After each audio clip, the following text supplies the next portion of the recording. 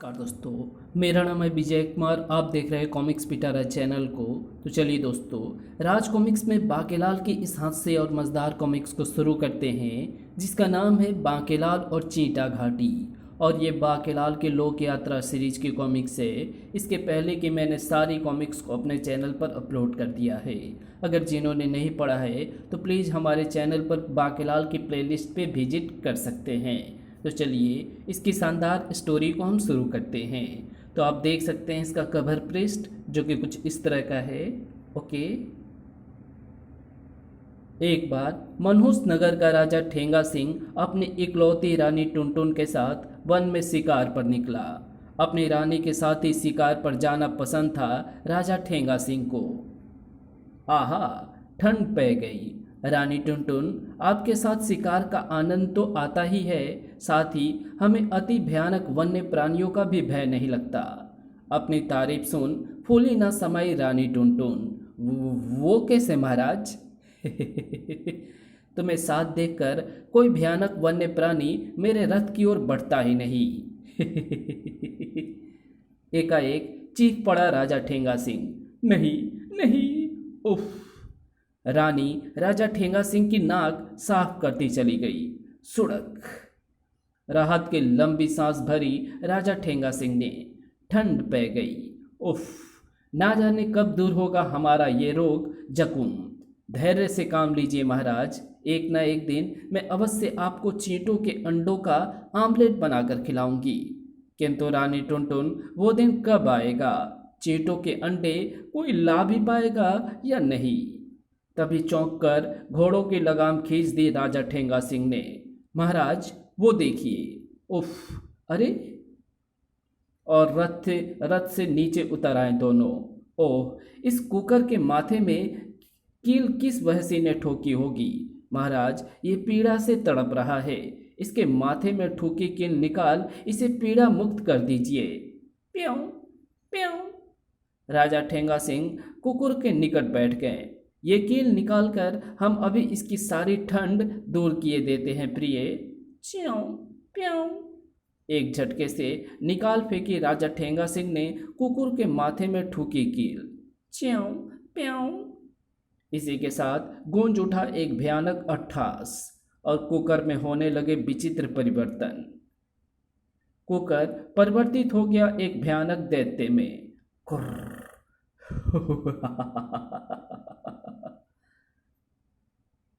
भय से रानी टुनटुन की धिकदी बंद गई। उफ, महाराज, कुकर एक भयानक दैत्य में परिवर्तित हो रहा है। दैत्य। प्रिय, तुम सामने ही रहना इस दैत्य के। तुम्हें देखकर जब ये भागेगा तो 7 जन्म तक भी पीछे मुड़कर नहीं देखेगा। ये कैसी मुसीबत को दावत दे बैठे हम। दैत्य के काले भयानक होंठों पर बेहद खतरनाक मुस्कान खेल रही थी। कुर्र कुर्र। रे मानो, चामुंडा के कुकर खोपड़ी से जादुई कील निकालकर तूने अपनी मृत्यु को दावत क्यों दे दी? चामुंडा, हमने तो तुम्हें कष्ट मुक्त किया है। दैत्य चामुंडा ने लगाया अट्ठास। कुर्र। तूने मुझे कष्ट मुक्त नहीं किया रे मानो, बल्कि शिकार करने का ये मेरा नया तरीका है। मानो दया भावना से प्रेरित होकर जब कील निकालने मेरे निकट आता है तो फिर वो कील के जादू के कारण मुझसे नहीं बच सकता। कील का जादू? ओह, हम इतनी देर से भागने का विचार करके भी नहीं भाग रहे हैं। तो यही है जादुई कील का जादू। आज दैत्य हमें ठंडा करके छोड़ेगा। यह हमें अपना भोजन बनाकर दम लेगा। खुर्र खुर्र। दैत्य ने सर्वप्रथम राजा ठेंगा सिंह को दबोच लिया। खुर्र खुर्र। पहले तुझे खाऊंगा रे मानो। नहीं, मैं इस नगर का राजा हूँ, और देख मेरी नाक भी बह रही है। कितना गंदा हूँ ना मैं। छी छी छी। छोड़ दे चामुंडा, गंदे आदमियों को खाने वाले दैत्य अच्छे नहीं होते। नहीं स्वामी। रे मानो, तेरी नाक बह रही है तो क्या हुआ, इब तुझे ना छोड़ूं। खुर्र खुर्र। बाप रे, ये तो कोई पहुंचा हुआ दैत्य लग रहा है। मेरी एक नहीं चलने दे रहा। जब राजा को प्राण बचाने की और कोई तरकीब ना सूझी तो चामुंडा, अगर तुम मुझे और मेरी घरवाली को छोड़ दे तो मैं तुझे प्रत्येक दिन एक मनुष्य तेरे भोजन के रूप में तेरे पास भेजूंगा। क्या? चामुंडा, चमक उठे चामुंडा के नेत्र, और फिर इस शर्त पर तैयार हो गया चामुंडा राजा को स्वतंत्र करने के लिए। खुर्र, खुर्र। तो फिर जा राजा, किंतु ध्यान रखियो, अगर किसी दिन मनुष्य मुझ तक नहीं पहुंचा तो मैं तेरे नगर के सारे मानव को खाने के पश्चात तुझे भी नहीं छोड़ूंगा। मैं तुझे प्रत्येक दिन एक मानव भेजने का वचन देता हूँ चामुंडा। इस प्रकार राजा रानी अपने रथ पर सवार होकर बिना शिकार किए ही अपने महल की ओर वापस लौट पड़े, और फिर पूरे नगर में राजा ठेंगा सिंह के वचन की घोषणा कर दी गई। नगर के प्रत्येक घर से एक मानव दैत्य चामुंडा का भोजन बनेगा। बदले में उसे दिए जाएंगे ढेरों रत्न जवाहरात। इधर बाकेलाल और विक्रम सिंह दोनों अभी कोसों दूर थे विशालगढ़ से। बाकेलाल, मुझे अपनी आंखों पर कुछ विचित्र एहसास हो रहा है। ओह, इसकी तो पलकों में विकार आ गया है, और बिना पलकों के इसकी आंखें केकड़े से दिखाई पड़ रही है। केकड़े भाई केकड़े। वाह महाराज, आपकी आंखों की पलकें गायब हो गई हैं, और बिना पलकों के आपकी आंखें रसगुल्ले की तरह चमक रही है। रसगुल्ले? ओहो, जब से विशालगढ़ छूटा है रसगुल्ले देखने को नसीब भी नहीं हुए। और इसी प्रकार चुहलबाजियों में समय व्यतीत करते दोनों आगे बढ़े जा रहे थे कि अचानक दोनों ठिठक कर रुक गए और आंखें फैल गई विस्फारित अंदाज में। महाराज, इतने बड़े बड़े अंडे किसके हो सकते हैं? बाकेलाल, इतने बड़े अंडे तो हथनी के हो सकते हैं, और हथनी अंडे देती नहीं, फिर किसके हैं ये अंडे? महाराज, अंडों की इस घाटी से हमें तुरंत निकल जाना चाहिए, क्योंकि मेरी बाईं आंख इसी पल से फड़कने लगी है। लेकिन इसका क्या करें जब सितारे ही दोनों के गर्दिश में हो? बाकेलाल, मैं गिरा। ठक। उफ, बचिए महाराज, अंडा फूट जाएगा। कर। बाकेलाल, इसमें से ये कड़ कड़ की आवाज़ें कैसे आ रही है?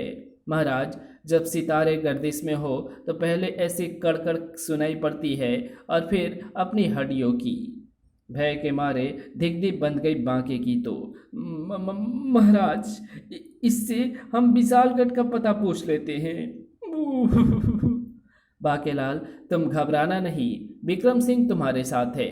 चिंटू चिंटू चिंटू। वो भयानक चींटा बाकेलाल और विक्रम सिंह की ओर देखता क्रोध में भरकर बोला, ओह, तो वो दोनों पंगेबाज तुम हो जिसने मेरा सुरक्षा कवच तोड़कर मुझे 3 दिन पूर्व भी चींटा घाटी में जन्म लेने पर विवश कर दिया, जिसके कारण अब मैं 24 घंटे से अधिक जीवित नहीं रह पाऊंगा। बेहद क्रोधित हो उठा वो चिंटा, किंतु अपनी मृत्यु से पूर्व तुम दोनों को भी मैं जीवित नहीं छोड़ूंगा चेंटा। किंतु हाँ, अगर तुम दोनों मेरे पांव पर गिरकर अपनी नाक रगड़ कर मुझसे क्षमा मांग लो तो मैं तुम्हें क्षमा कर दूंगा। बोलो, क्या सोचिया? चैंटे की बात सुनकर विक्रम को भी ताव आ गया। दुष्ट चैंटे, तेरा सुरक्षा कवच हमसे भूलवश टूटा है। हम तुझसे कोई माफ़ी वाफ़ी नहीं मांगेंगे। ये सिर कट सकता है मगर झुक नहीं सकता। मैं कुछ ज़्यादा तो नहीं भूल गया? मुच्छर ने मरवाने की रही सही कसर भी पूरी कर दी। ये बात तो मैं तुम्हारे सिर काटने के पश्चात तुम्हारी नाक अपने कदमों पर घिसवा लूँगा। चिंटू चिंटू मर गए। दोस्त चैंटे, आगे बढ़ने से पूर्व मेरी तलवार की धार देख ले। तलवार की धार? चैंटे ने एक ही झटके में विक्रम सिंह के हाथ से तलवार छीन ली, और फिर ये देखी मैंने तेरी तलवार की धार। कड़ाक। और दिखा उसे तलवार की धार। बड़ा आया धार दिखाने वाला। तभी बाकेलाल चैंटे के कदमों में झुक गया। चैंटे जी, मेरे यानी बाकेलाल की इच्छा कतई अपना सिर कटवाने की नहीं है। ये सिर झुक तो सकता है मगर कट नहीं सकता। बाकेलाल, ये तुम क्या कह रहे हो? मैंने ऐसा तो नहीं कहा था। बाकेलाल मेरे कदमों में अपनी नासिका घिस। नासिका नासिका तो बेटे मैं ऐसे घिसूंगा कि तू अपनी सारी चेंटागिरी भूल जाएगा। और इसी क्षण बाकेलाल ने दोनों हाथों में धूल भरकर चैंटे पर उछाल फेंकी। सर! अरे! धोखा! महाराज भागिए, जल्दी से जल्दी इस चींटा घाटी से निकलना होगा। वाह बाकेलाल, चैंटे से बचने की क्या तरकीब ढूंढ निकाली है। अरे भागने की इतनी जल्दी क्या पड़ी है, मेरी आंखें तो धुलवाते जाओ। फिर एक नगर में पहुंचकर ही रुके दोनों। बाकेलाल, लगता है संकट टल गया है, हम किसी नगर में आ पहुंचे हैं। टुनटुन नगर। तभी, पकड़ लो इस सिकंडी पहलवान को। मुझे? पर क्यों? सिट्टी पिट्टी गुम थी बाकेलाल की। तुमने महारानी जी का नाम अपने होठों पर लाकर अपराध किया है, दंड मिलेगा। मगर मैंने कब लिया महारानी जी का नाम अपने होठों से? हमारी महारानी का नाम श्रीमती टुनटुन है, अब समझे क्या?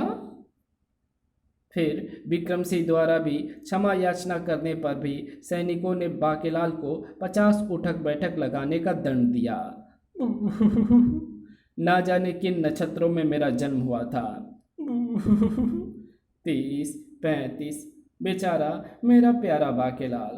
तब बाकेलाल, संध्या घिर आई है, रात्रि बिताने के लिए हमें नगर में कोई स्थान सुनिश्चित कर लेना चाहिए। आप जो भी निश्चित करेंगे मुझे मंजूर है महाराज। विक्रम सिंह बाकेलाल के साथ एक व्यक्ति के निकट पहुंचे। सुनो भाई, क्या आज रात्रि हम आपके मकान में विश्राम? ये सुनकर उस व्यक्ति का चेहरा चमक उठा।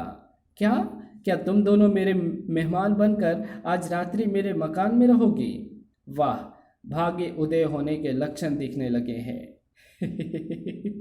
अगर आप इजाज़त दे दें तो हमें आपकी मेज़बानी मंजूर है। प्रसन्नता से चीख पड़ा वो व्यक्ति। अरे ओ मेरी रामकली, अरे ओ भुटवा, देख तो कौन आए हैं। आवाज़ सुनकर रामकली और उसका बेटा बाहर आ गए। ये दोनों आज रात्रि हमारे मकान में विश्राम करना चाहते हैं, इन्हें भीतर ले जाओ। क्या? ईश्वर ने बिना पंख वाले मुर्गी भेज दिए हैं। तू धन्य है ईश्वर। अरे बिटवा, भुटवा, जल्दी कर। वो रहा कक्ष, वो रहा बिस्तर, वो रहा खाना, आराम से खाना। भुटवा के जाने के पश्चात बाकेलाल, यहाँ के लोग कितने मेहमान नवाज हैं। हलाल करने के पूर्व बकरे को भी कसाई खूब खिलाता है महाराज, और अभी दोनों भरपेट खा भी नहीं पाए थे कि महाराज, खाने में कंकड़ आ गया। बाकेलाल, बाहर से कोई द्वार खटखटा रहा है। द्वार बाकेलाल ने ही खोला। सैनिक, ओह, तो आज तुम्हारी बारी है। ये कीमती तोहफे महाराज ने तुम्हारे लिए भिजवाए हैं। हाँ, जो द्वार खोलता है ये धन उसी का होता है। बाकेलाल, भाग्य को एकाएक तुझ पर रहम कैसे आ गया? ओह, क्या सच? लेकिन अगर ऐसी बात थी तो फिर इस घर के लोग मकान छोड़कर कहाँ चले गए? खैर, मेरी बल्ला से जहन्नुम में चले गए हो। अब तुम्हें हमारे साथ चलना होगा। ओह, लगता है महल से राजा का बुलावा आया है। जब बुलावे पर ही इतने तोहफे मुझे भेंट में मिल रहे हैं तो राजमहल से विदा करते समय मुझे मोतियों से तोल देगा। राजा, तुम क्या सोचने लगे बाकेलाल? ये सारा धन इन्हें वापस कर दो। क्या तुम्हारी ये जरूरत? अरे रुकिए सैनिक जी। बाकेलाल विक्रम सिंह को पतली गली में ले गया और, महाराज, इतना धन अगर कोई राजा दे और उसे वापस लौट आने की बात की जाए तो वो क्रोधित होकर हमें काल कोठरी तक में डाल सकता है। ओह, राजा होते हुए ये बात तो हमने सोची ही नहीं। ठीक है बाकेलाल, तुम जाओ, मगर शीघ्र ही वापस आ जाना। अवश्य महाराज, मैं गया और आया, और अगर स्थिति अनुकूल रही तो मैं आपको लीवा लाने के लिए भी रथ भिजवा दूंगा। कोचवान, रथ को ले जाओ, पहले ही काफ़ी विलंब हो चुका है। हाँ भाई हाँ, चलो। महल के 56 भोग मेरी प्रतीक्षा में सूख रहे होंगे। जो आज्ञा सैनिक जी। फिर शीघ्र ही। अरे कोचवान भैया, ये रथ कहाँ लाकर रोक दिया? रथ मुझे केवल यहीं तक लाने का आदेश प्राप्त है। आप तुरंत रथ से उतर जाएं। तभी जंगल गूंज उठा एक भयानक गर्जना एवं हंसी से। मानो बू ये कैसी गर्जना है? ये तुम मुझे कहाँ ले आवे हो कोचवान? उफ, वो आ गया, वो आ गया। इसी के साथ कोचवान ने बाकेलाल को रथ से धक्का दे दिया। अपने साथ साथ मुझे भी मरवाएगा क्या? चल उतर रथ से। आई। कोड़े पे कोड़े बरसाता हुआ रथ दौड़ाता ले ले चला कोचवान। सड़क सड़क, अरे कमबख्त और तेज भाग, वरना टांगे तोड़ दूंगा। मार डाला कमबख्त ने। वहीं भयंकर गर्जना पुन हुई। इस स्वर की भयानकता ही बता रही है कि स्वर के स्वामी की भयानकता भी। रोंगोटे खड़े हो गए थे बाकेलाल के। अभी ठीक से उठकर खड़ा भी ना हो पाया था बाकेलाल की। खुर खुर। मानो मानो दैत्य। ये राजा ठेंगा सिंह है, जुबान का बड़ा पक्का। वादा किया था कि अपनी जान के बदले में प्रत्येक दिन एक मानव चामुंडा को भोजन के रूप में भेजेगा, और आज तक भेज भी रहा है। खुर खुर। ओह, तो ये है हीरे मोती से भरी उन परातों का रहस्य। मैं भी कहूँ कि एकाएक बाकेलाल का भाग्य उदय कैसे हो गया। अब समझ में आ रहा है मुझे कि भुटवा ने हमें बिना पंख वाले मुर्गे क्यों कहा था। क्यों रे बोदी के, क्या नाम है रे तेरा? बाकेलाल। अचानक उसे तरकीब सूझ गई। अरे कमबख्त चामुंडा, तूने बाकेलाल की बोदी को छूने की हिमाकत कैसे की रे? ठक। बाकेलाल ने चामुंडा की नासिका में अपनी दोनों उंगलियां घुसाकर चामुंडा की नासिका में सनसनी उत्पन्न कर दी। अब बोल दैत्य की औलाद। एक क्षण भी चुकने का अर्थ बाकेलाल अच्छी तरह से जानता था। सारी दुनिया से पंगा लियो चामुंडा, पर बांके से पंगा कभी मत लियो। तड़ाक।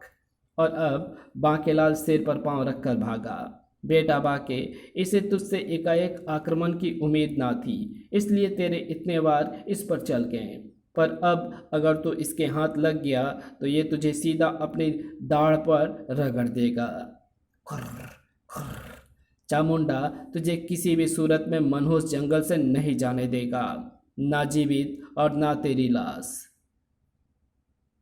किंतु बाकेलाल का दुर्भाग्य। चिंटू चिंटू चिंटू, याहू, मिल गया।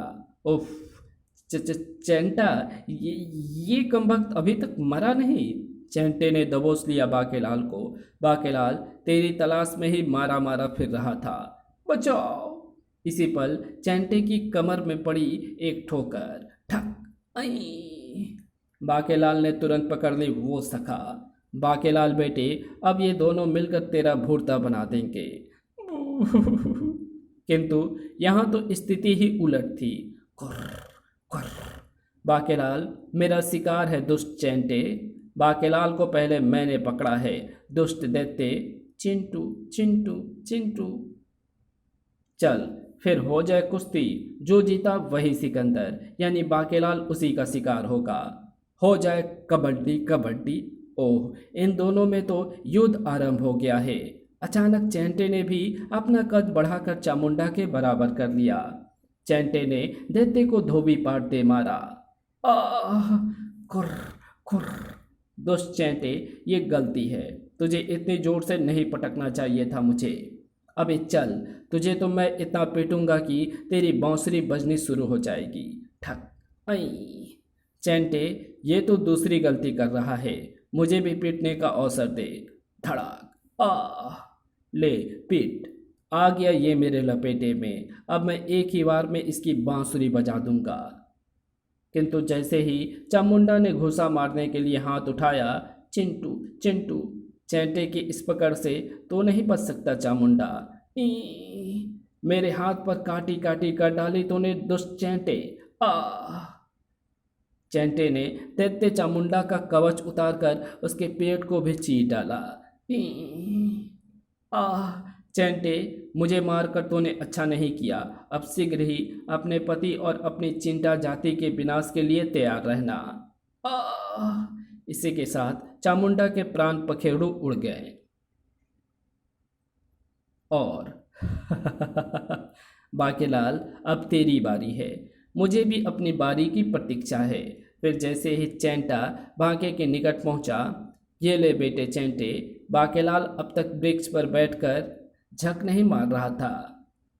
इसी के साथ चैंटा लड़खड़ा कर गिरा। आह, मेरे जीवन का समय समाप्त हो गया है बाकेलाल। तो भाग्यवान है जो मेरे हाथों बच गया। आह। चैंटे की मृत्यु के साथ ही भयानक क्रोध से कांप उठा बाकेलाल। राजा ठेंगा सिंह, तेरे मनहूस नगर का बेड़ा गर्क ना किया तो मेरा भी नाम बाकेलाल नहीं। चैंटे एवं दैत्य की लाशों को वहीं छोड़कर बाकेलाल आ पहुंचा वापस नगर में। अरे, ये तो बाकेलाल है, मगर ये मनहूस जंगल से चामुंडा की पकड़ से कैसे बच निकला? और अब बाकेलाल ने चामुंडा की मृत्यु की सूचना सैनिकों को दी तो पलक झपकते ही ये समाचार पूरे नगर में फैल गया। क्या बाकेलाल ने एक साथ दो दैत्यों को मार डाला? यानी अब हमारे प्राण चामुंडा से सुरक्षित हैं। विक्रम सिंह तक जा पहुंचा समाचार। और बाकेलाल, तुम ठीक तो हो ना?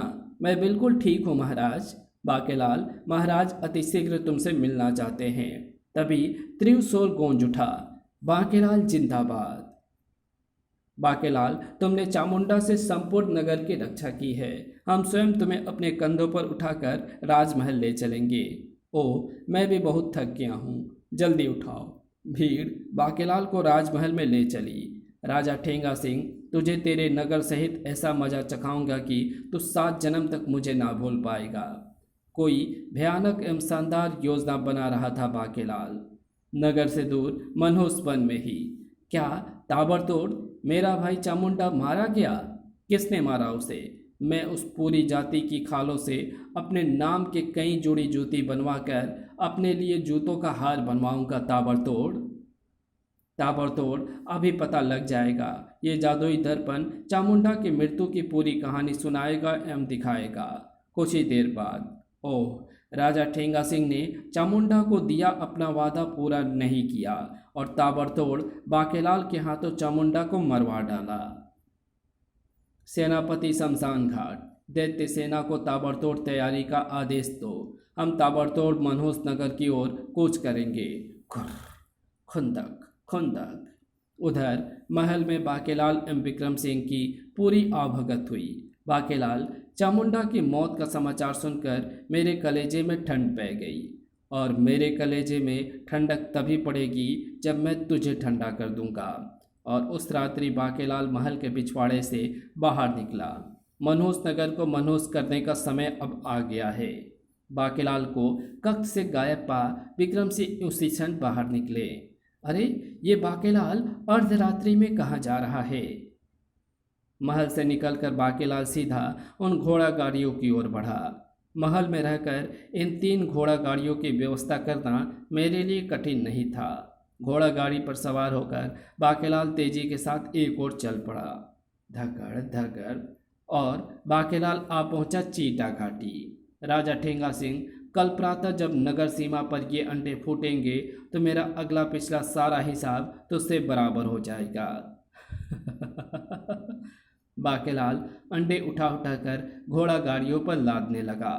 मुझे बेहद सावधानी से ही चींटों के ये अंडे ले जाने होंगे। कहीं कोई अंडा भूलकर भी फूट गया तो लेने के देने पड़ जाएंगे। बेडागर्क नगर की सीमा पर बाकेलाल ने उन सभी अंडों का ढेर लगा दिया।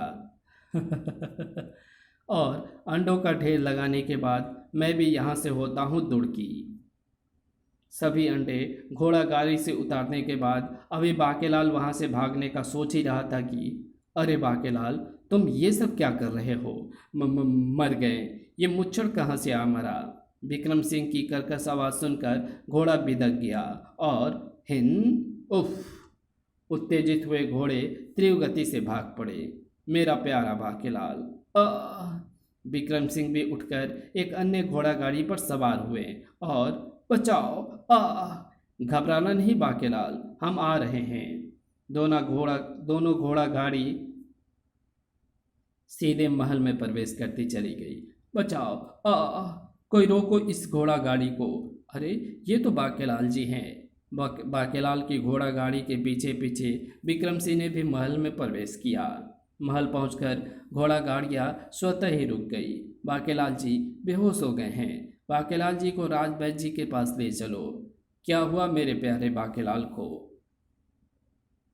राजा नाग सुड़क भी तुरंत चिकित्सा कक्ष में पहुंचे। ठंड पै गई। हमारी तो ये समझ में नहीं आ रहा है कि बाकेलाल जी घोड़ा गाड़ी लेकर आखिर कहाँ गए थे। हे प्रभु, बाकेलाल जी के प्राण बचा लेना। मैं प्रण करता हूँ कि जब तक बाकेलाल को होश नहीं आ जाता मैं अपनी नासिका नहीं सुड़कूंगा। उसी सुबह महाराज महाराज गजब हो गया। दैत्यों की सेना दैत्यराज चपड़गंजों के नेतृत्व में हम पर आक्रमण करने आ रही है। क्या महाराज? दैत्यों की सेना बेडागर की सीमा के बेहद निकट आ चुकी है। उफ, अब तो युद्ध की तैयारी का भी समय नहीं बचा है। किंतु महाराज, दैत्यों का सामना ना किया तो ये पूरे राज्य को तबाह एवं बर्बाद कर देंगे। ओह, अब हम क्या करें? नगर की सीमा पर आ पहुंची दैत्य सेना। साथियों, बहुत ताबड़तोड़ आक्रमण करना। ठीक इसी पल चटकने आरंभ हुए। नगर सीमा पर बिखरे पड़े वे अंडे। कड़ाक कड़ाक। फिर देखते ही देखते अंडे फोड़कर बाहर आ गए चींटे ही चींटे। चीख पड़ा दैत्यराज चपड़गंजू और उसकी सेना भी। अरे ये कैसा मायाजाल बिछा रखा है राजा ने यहाँ सीमा पर। ओह, जन्म लेते ही भोजन भी सामने है। साथियों, टूट पड़ो इन दैत्यों पर। घमासान युद्ध छिड़ गया। चामुंडा को नरकवासी बनाने में इन चीटों को भी एक ताबड़तोड़ भाई बंधु का हाथ है। बस काट डालो इन्हें ताबड़तोड़। ई चिंटू चिंटू, चींटों से आज तक कोई नहीं बचा है, चाहे मानव हो या दैत्य। बड़ा ही भयानक युद्ध था वो दैत्यों और चींटा घाटी के चींटों की। सेनापति शमशान घाट के एक बार पर बढ़ जाती है कई शमशान घाटों में भीड़। चींटे से तेरा पालन ना पड़ा होगा पहले। अफसोस की तो भूखा ही मरेगा। घमासान लड़ाई का फैसला बराबरी पर छूटा। ना एक दैत्य सेना का बचा और ना एक चींटा फौज का। इधर महल में फैली थी गंभीर चिंता। दैत्य सेना सीमा पार कर नगर में आ पहुंची होगी। उफ, तभी प्रसन्नता से दौड़ता आया सैनिक। गजब हो गया महाराज, दैत्य सेना महल तक आ पहुंची है क्या? मुझे फौरन चरपाई के नीचे छिप जाना चाहिए। महाराज, युद्ध समाप्त हो गया। दैत्य सेना मारी गई। क्या? किंतु परंतु लेकिन मगर पर उफ, ये तुम क्या कह रहे हो सैनिक? ठीक इसी पल बाकी की मूर्छा भी दूर हो गई थी। सैनिक ने युद्ध का सारा वृतांत कह सुनाया तो विक्रम सिंह की आंखों में चमक उठे। बाकेलाल द्वारा चींटा घाटी से नगर सीमा पर लाकर रखे गए चींटों के अंडे। ओह, चींटों के वे अंडे तो बाकेलाल ने वहां लाकर रखे थे। बाकेलाल सभी पास से एक बार फिर उल्टे पड़ गए हैं। सहसा बाकेलाल ने कराह एवं बड़बड़ा कर आंखें खोल दी। मैं कहाँ हूँ? दैत्यों का आक्रमण मैं मनहूस नगर का बेडागर नहीं होने दूंगा। चींटा घाटी, अंडे। फिर एक झटके से उठ बैठा बाकेलाल। तो बाकेलाल, तुमने तो कमाल कर दिया, बिना युद्ध के ही विजय दिलवा दी। मुझे पता होता कि दैत्य आक्रमण करने वाले हैं मनहूस नगर पर तो मैं क्यों लाता चींटा घाटी से चींटों की फौज जो आज प्रातः ही अंडों से बाहर आने वाली थी। तभी महाराज, ये रहा आपके लिए चींटों के अंडों की भूजी। ओह, किंतु ये अंडा तुम्हें कहाँ से मिला? नगर सीमा पर सभी अंडे तो फूटे हुए मिले। एक साबुत बचे अंडे को जब महल में लाकर तोड़ा गया तो उसका इतना बड़ा आमलेट बना कि पूरे महल में आज सबको दावत दी जा रही है। और फिर मेरे प्यारे बाकेलाल, मुझे तुझ पर नाज है। और मुझे अपनी फूटी किस्मत पर नाज है। इसी के साथ ये कहानी यहीं समाप्त होती है। तो आपको ये वीडियो कैसी लगी? अगर आपको ये वीडियो अच्छी लगी हो तो इस वीडियो को लाइक शेयर कमेंट ज़रूर कर देना। चैनल पे नए हो तो चैनल को सब्सक्राइब कर ऑल नोटिफिकेशन को सिलेक्ट ज़रूर कर लेना। तो मिलते हैं आपसे इसकी अगली कॉमिक्स में, जिसका नाम है बाकेलाल और बाकासुर। तब तक के लिए बाय।